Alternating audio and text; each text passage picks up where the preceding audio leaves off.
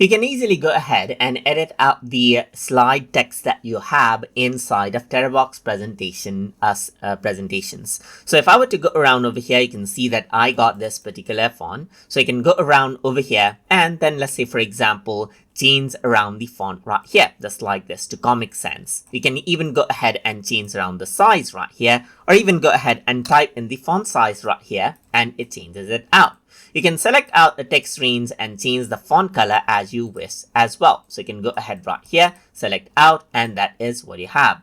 Apart from that, you can go ahead and select and highlight out the text color as you want as well, just like this. You can go ahead and select out a text range. You can go ahead and bold it, italicize it, underline it, and even go ahead and make it a strike through right here. So you can go around over here onto the text as well, and you can align it left, align it to the center, align it to the right, or even justify it out. If I were to go ahead and resize out my text box right here, you will be able to see how this actually looks.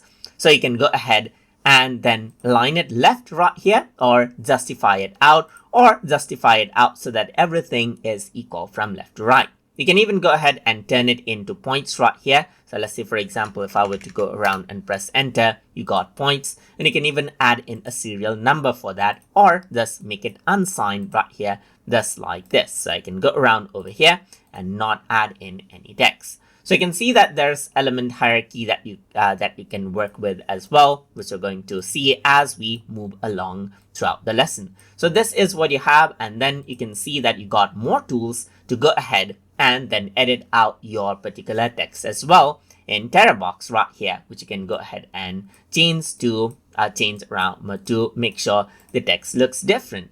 So that is how you can go ahead and then edit out the slide text inside of Terabox. So hope you guys learned something as always. And as always, please like, comment, share, and subscribe.